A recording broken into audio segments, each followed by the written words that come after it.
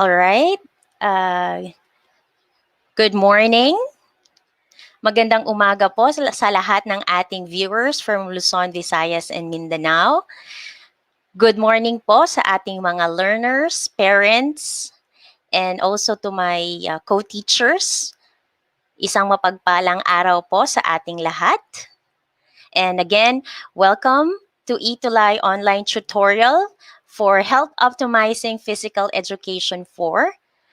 This is Tutor Shen, and I'll help and guide you understand better the topics and the activities for this subject. And let me emphasize lang po that you can like and share the different Facebook pages po for ETUlay online tutorial at DepEd Edtech Unit, DepEd Philippines, and also DepEd Tayo. Also you can also subscribe sa ating YouTube channel at DepEd Edtech Unit and also DepEd TV. So magandang umaga po sa ating mga viewers. Let me greet po Eliber Torres Liquigan. Good morning to you as well. Watching from Rebecca National High School, Gonzaga, Cagayan Valley. Also good morning Fritz Gamad Tagal. From TVTS Main SSO Cagayan. Good morning po. Also to Umo Amara Zara, good morning from BARMM. Marami pong salamat sa inyong pakikiisa for this session, for this subject. Also, Joy May Ann Concha, good morning sa iyo. So again, our schedule for ETUlay online tutorial for Hope 4 is every Tuesday from 11 o'clock to 12 o'clock noon. Ayan. So I guess you are very much ready to learn for today. And for this subject, so Health Optimizing Physical Education 4, we are about to deal with recreational activities. Okay? And before that, let's have a short quiz. Okay, let me assess your prior knowledge about recreational activities. So I hope you are you're all ready. Okay? Ayan, mag-start na po tayo. So,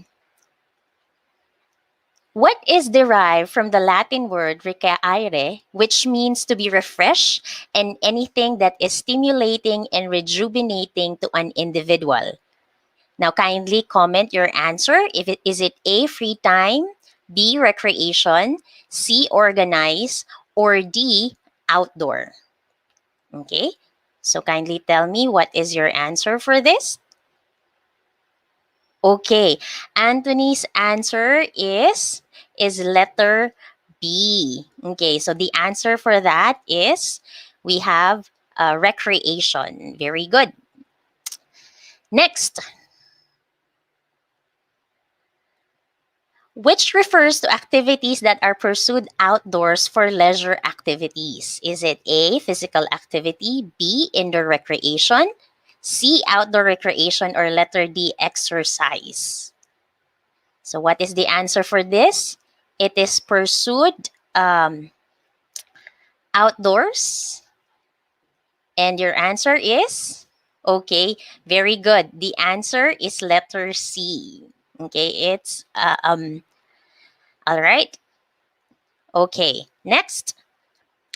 What is also known as lifestyle-related activities that consist of activities that raise your heart as if you were exercising for leisure activities?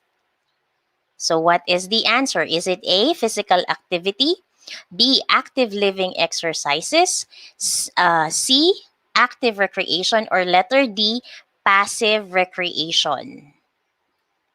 Okay, and the answer is, okay, the answer it is called active living exercises. Next, which of the following activities is an active recreational activity? Is it A, Monopoly, B, card games, C, biking, or letter D, fishing? So which one is an active type of recreational activity? Yes, the answer from Bernadette, Jonves, and Anthony is letter C, that is biking. Next, number 5. Which of the following activities is pursued inside a home or building for leisure activities? What is your answer? Yes, it's letter C, Jonves and Gymnet. You got the correct answer. It's indoor activities. Next, which of the following activities is a passive recreational activity? So this is for number 6. Earlier we have active. Now this time is passive. Is it A, biking, B, trip to Jerusalem, C, futsal, or letter D, playing Scrabble? So which one is a passive recreational activity? For number 6, Anthony Valdez answer and Joy May is letter D. Very good. It seems that you already have the idea for this subject. Next, which among the following barriers of physical activity is categorized as an environmental barrier? Is it A, lack of skill, B, B, bad weather, C, lack of willpower, or letter D, fear of injury? So learners, ano po ang inyong sagot? We have there, yes, the answer for number 7 is letter B. Very good. Joy May, Lordan, Rovic. Okay. Next, number 8. Maria is fond of playing patintero. What skill-related fitness component can be developed? Are you still familiar with patintero? Is it A, agility, B, speed, C, power, or letter D, reaction time? What is your answer for number 8? All right, your answer for patintero we have there. Yes, letter A, we have agility. Next number. What health-related fitness can be developed in playing limbo rock? All right. Have you experienced playing limbo rock?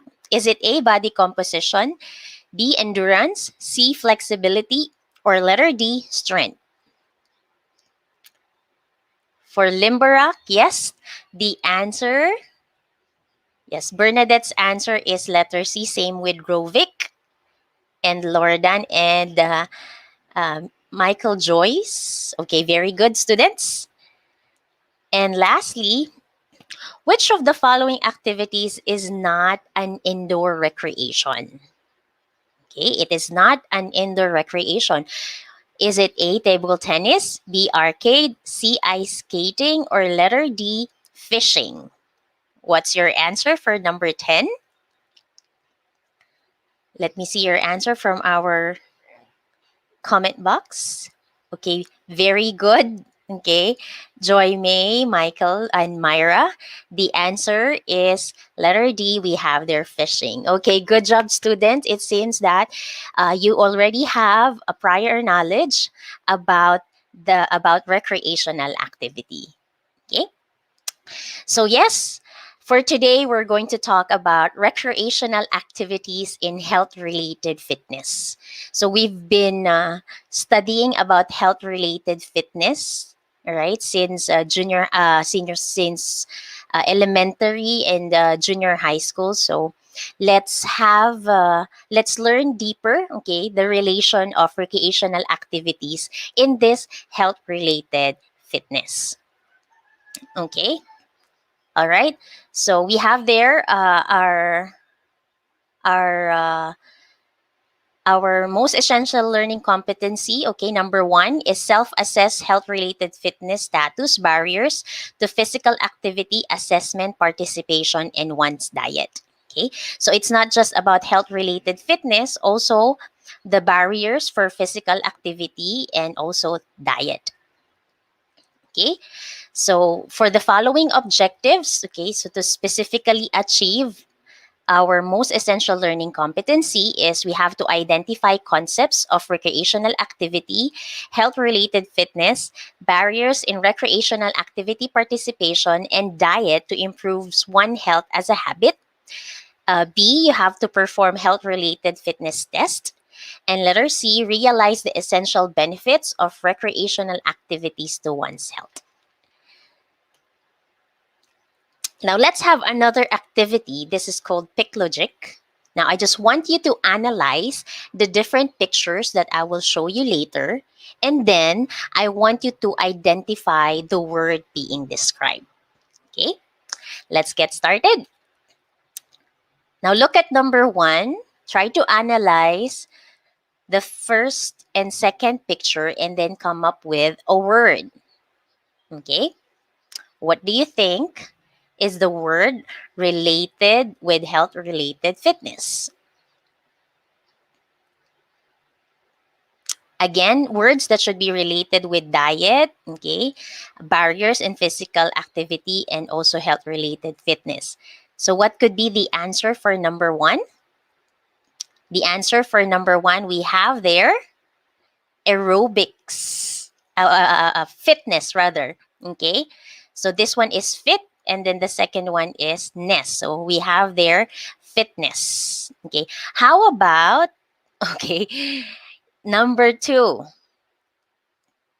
So we have the N, all right? The word do, and then look at the man, what is he doing? So for number 2, we have, yes, Rovic answer is endurance. Very good. So it's one example of health-related fitness. Next, how about number 3? Okay. What do we have for number 3?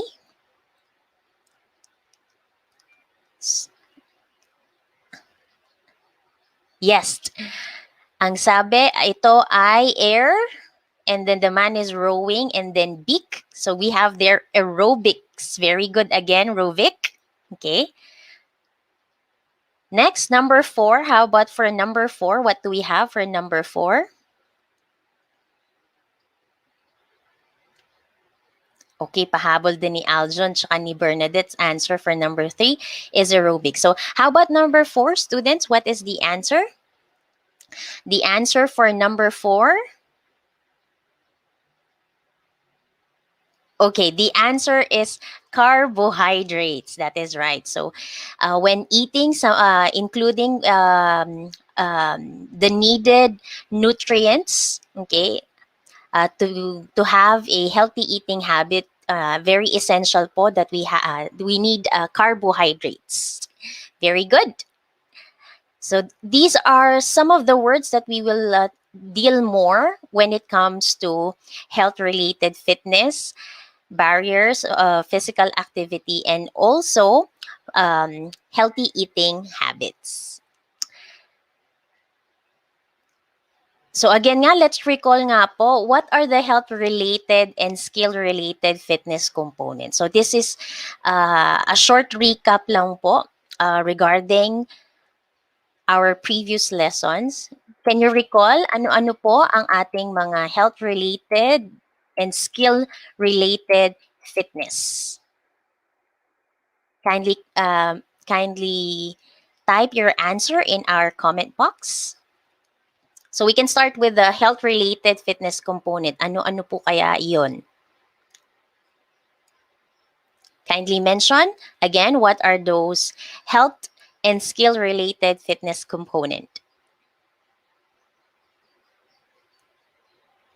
Okay? So I can give you one. So we have there, yung kanina sinabi natin is endurance. So that's particularly for health-related fitness component. It can be cardiovascular endurance and also muscular endurance. What else? Kindly mention other health fitness component and skill-related fitness component. Sabi ni Irene Apolinario, we have their cardiovascular. Kay Lordan, muscular strength. That is correct. Si Kimberly, marami-rami yung sinabi niya. So, body composition, flexibility, muscular endurance, very good. For health-related fitness component, Irene mentioned speed, okay, and also agility, very good.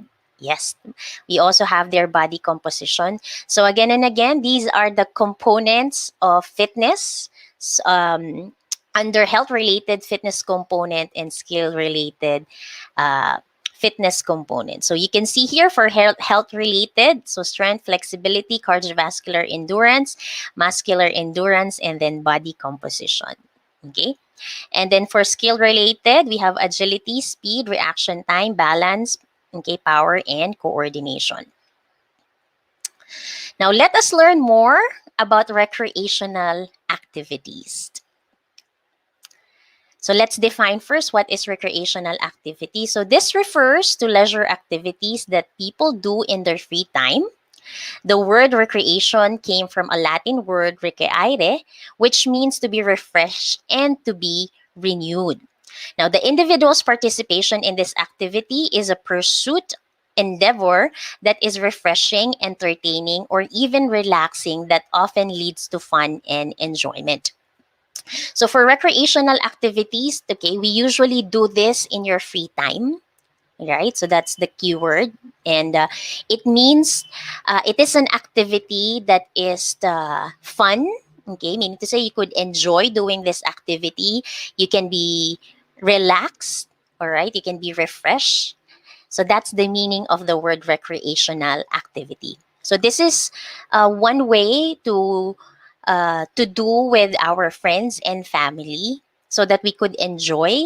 And at the same time, if these are activities or yung tinatawag nating mga active activities, all right, we can also benefit or we can particularly gain physical benefits from this. For recreational activity, we can categorize it as active recreation and also passive recreation. Meaning to say, when it is a active recreation, this kind of physical activities would require you a lot of energy and movement. Meaning to say, you would exert effort as you do this activity. Like for example, when you engage to skateboarding, volleyball, basketball, bicycling, paintball, patintero, or soccer. So these are considered an active recreation. Meanwhile, if it's a passive recreation, it is an activity that involves limited physical exertion. Meaning to say, this kind of recreation is characterized by too much sitting. So you wouldn't require it wouldn't require a lot of effort or movement. So like for example, reading, fishing, listening to music, painting, photography, board games, and then kite flying. Aside from passive and active recreation, recreational activity can be considered as an indoor recreation or an outdoor recreation. So from the word indoor, all right, these are activities that are done inside a building, inside a house, or usually in an enclosed area. So you can do activities like, for example, in an enclosed area for bowling, arcades, badminton, hockey, when you watch TV, okay, play billiards, or even card games. For outdoor recreation, so activities that is carried out outside, so in the field or in a certain outside space.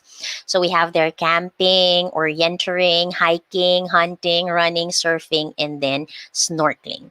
So those are the categories of recreational activities. Again, it can be active or passive.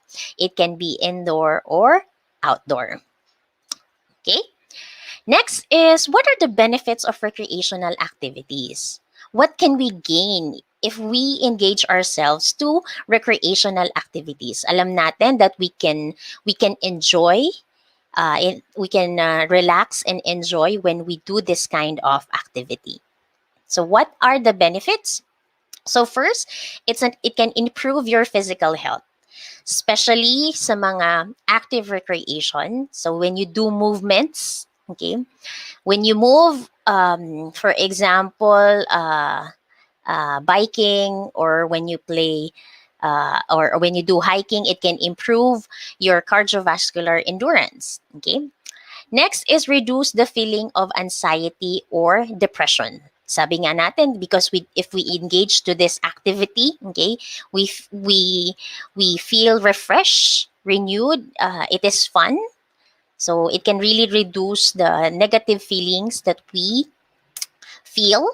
Next is build one's self-esteem, your confidence, especially kapag nananalo ka in a certain recreational game, or for example, you were able to succeed accomplishing, for example, you went hiking, no, you reached the top of the mountain, okay, na ay kaya ko. So that could also build your self-esteem. Next is enhance relationship skills. So when you do such activities and you do it with your loved ones, with your family and friends, okay, the unity cooperation, it could enhance your relationship with others. Next, improve focus, increase cultural diversity, especially there are different kinds of recreational activities wherein it would help you learn about the beliefs or tradition of a certain place. So yung mga arts and crafts, it can be considered as a recreational activity.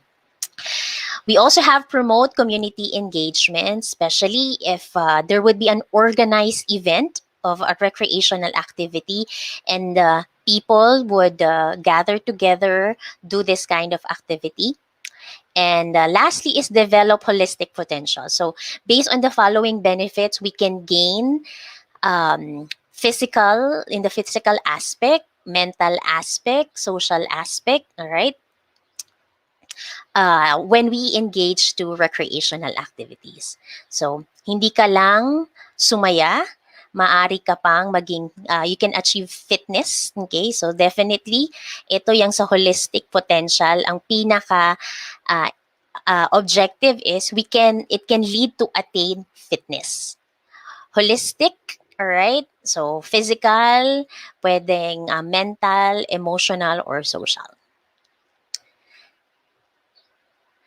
Now, when it comes to health-related fitness component, you've mentioned this one already. Okay, so actually, it's just a sort of review since for your activity later on, okay, that you will be doing sa inyong mga bahay is a fitness test. So just remember, we have first the body composition.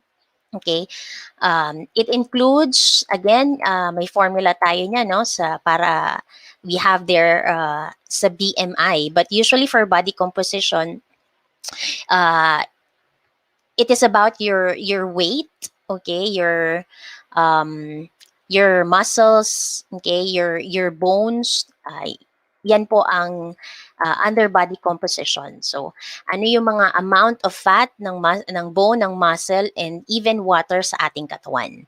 Flexibility, again, it's the ability of your joints and muscles to be able to move in a wide range of motion. For cardiovascular endurance, ito naman yung ability ng ating heart, lungs, and blood vessels where it can deliver oxygen, okay, sa ating mga working muscles for a long period of time. We also have the muscular strength, okay. It's the ability of your muscles to be able to lift, okay, a certain object and move it in a maximum amount of force. And also we have there the muscular endurance. So this is the ability of your muscles to be able to work over a long period of time without undue fatigue. So that's for the health-related fitness component. Now we have the skill-related fitness component. We have there the speed, and it's the ability of your body to be able to move in a direction at a shortest possible time. We also have there the power. It's the ability of your muscles to exert a maximum amount of force in the quickest time. You also have their agility, wherein it's the ability of your body to move in different directions in a fast manner. We also have reaction time, ability of your body to move or respond quickly to a certain stimulus. We also have coordination. So It's the ability of your body to work together, okay, to perform a certain physical activity. And the last one is balance, wherein it is the ability of the body to maintain or control the body in a stationary or moving position. So again, I hope you were able to recall the health and skill-related fitness component. Now, what are the barriers to physical activities? What could be these barriers that prevent a certain person engage to a certain physical activity?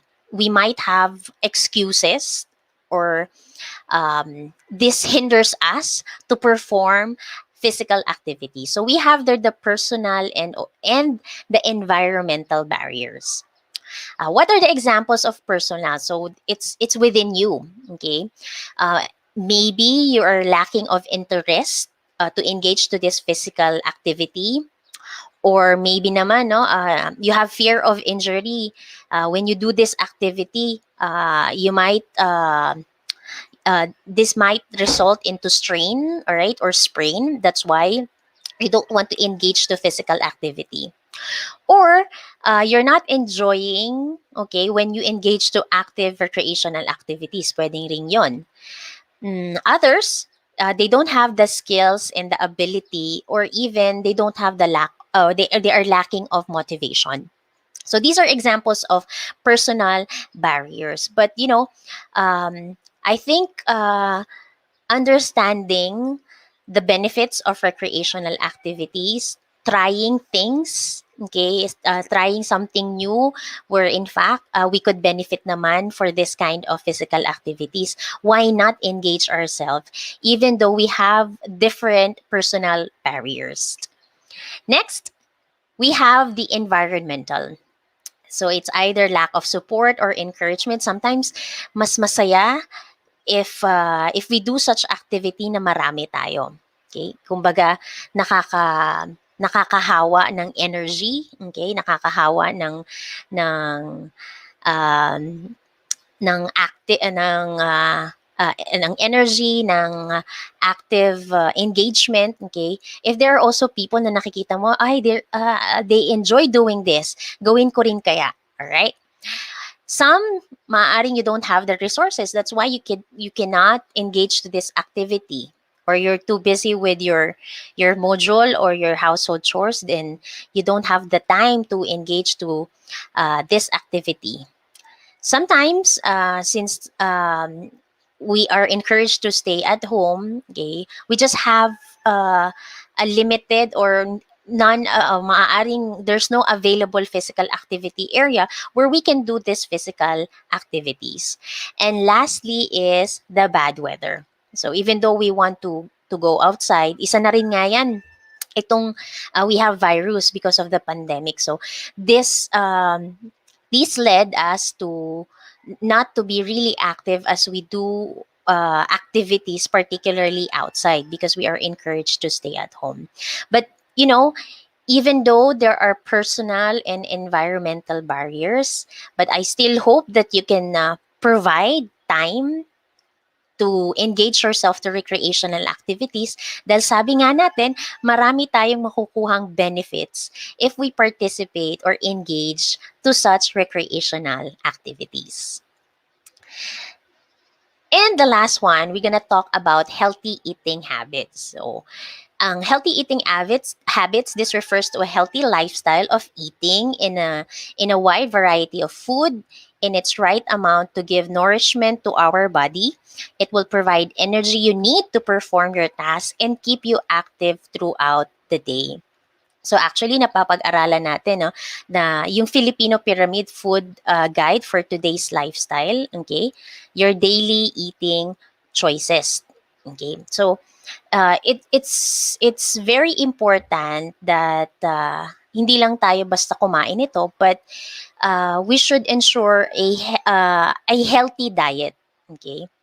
So eating a healthy diet is all about, you can feel great, okay, because of the nutrients present to this. It can gives us energy. It can also improve our health. Okay. For some food, no, it can boost our mood.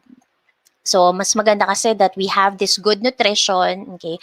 And yung good nutrition, physical activity, and healthy body weight, pag sinabi nating healthy diet, okay?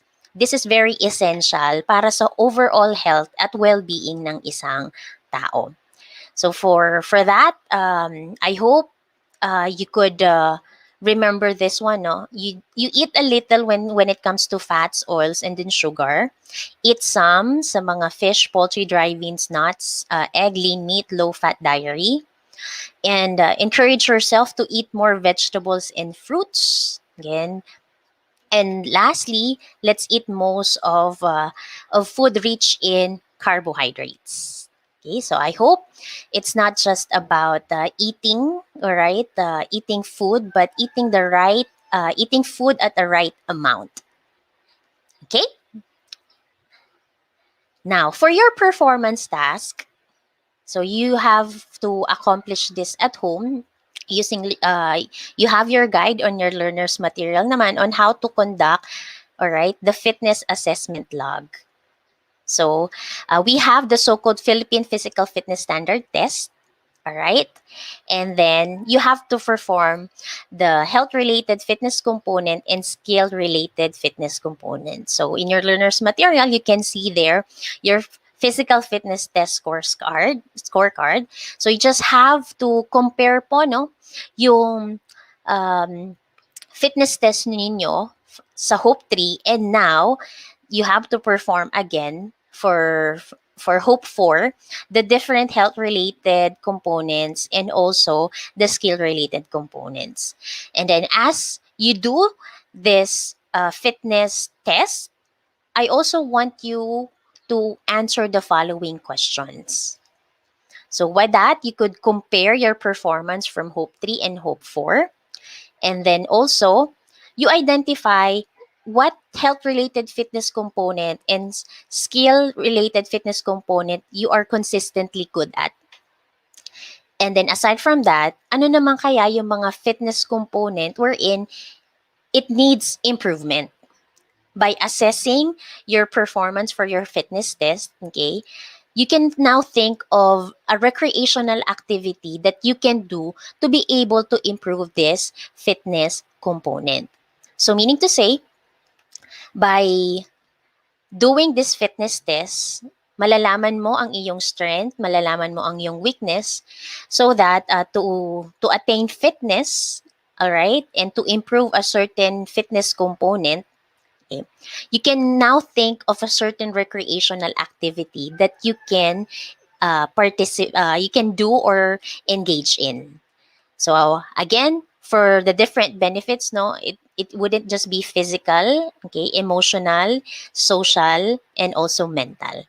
Okay, so that's gonna be for your performance task that you have to accomplish at home. So just remember, no, yung ating may yung fitness standard test, okay, and in your learner's material, naka-include na naman na po doon yung mga instruction to remind you on how to conduct the different fitness tests. All right.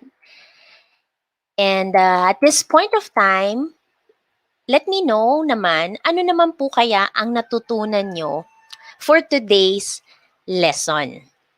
So we talk about skill-related fitness component, some barriers in engaging to physical activity, and also healthy eating habits.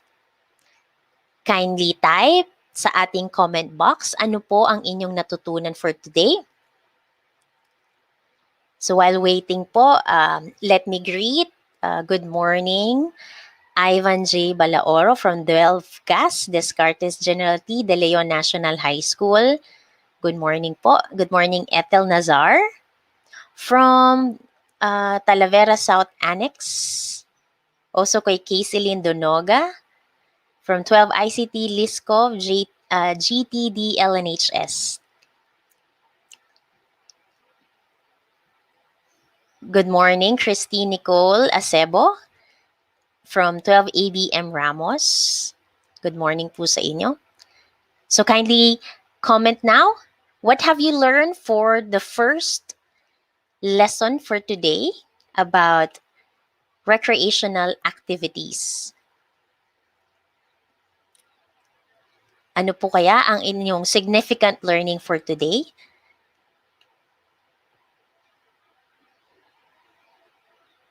Okay, I've learned about the recreational activities, the different kinds of recreational activities and its benefits. Ayan, yan daw ang natutunan ni Hannah. How about the others po? So again, you've learned the different health-related and the skill-related fitness component. That's correct. And I hope you're gonna practice a healthy eating habit. Hindi lang basta eat lang ng eat. And I hope you could come up as well ng inyong plan, all right, with the different barriers as you engage to recreational activities. So, kung ito man ay environmental or personal. Thank you so much, students, for your participation today. And I hope you will remember the different health-related and skill-related fitness component, the barriers, and eating healthy habit. And then let me end po with this quotation. If you are losing your leisure, look out, you may be losing your soul. So I hope you would encourage yourself to have fun, even though we experience some negative situation, itong pandemic or stress or problems that you encounter in your daily lives. So please do not forget to enjoy life. Life is just short, students. Okay, so I hope we can we will pursue happiness while doing physical activities. Okay? Maraming salamat po sa pakikinig and for joining me para sa ating first topic sa ating Health Optimizing Physical Education 4. Once again, this is your Tutor Shen. Kita-kita po muli tayo next week. Marami pong salamat. Keep safe, everybody, and God bless.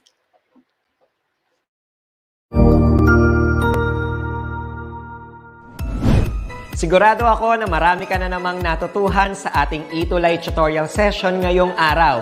Tandaan, ito ay hindi lamang para sa ating mga mag-aaral, kundi pati rin sa ating mga minamahal na guro at mga magulang na kaagapay natin para maituloy ang pagkatuto sa kabila ng nararanasang pandemya. Patuloy ding sumubaybay sa DepEd TV para sa mga araling ginawang video episodes. Mapapanood ito mula Lunes hanggang Sabado, alas 7 ng umaga hanggang alas 7 ng gabi sa inyong mga telebisyon. Abangan bukas mula 1:00 ng tanghali ang iba pang aralin sa ating ETUlay free online tutorial session sa Filipino. I-like and subscribe at manatiling nakasubaybay sa ating ETUlay tutorial session sa DepEd Edtech Unit FB page at Educational Technology Unit channel sa YouTube at sa DepEd Tayo at DepEd Philippines social media accounts. Paalam!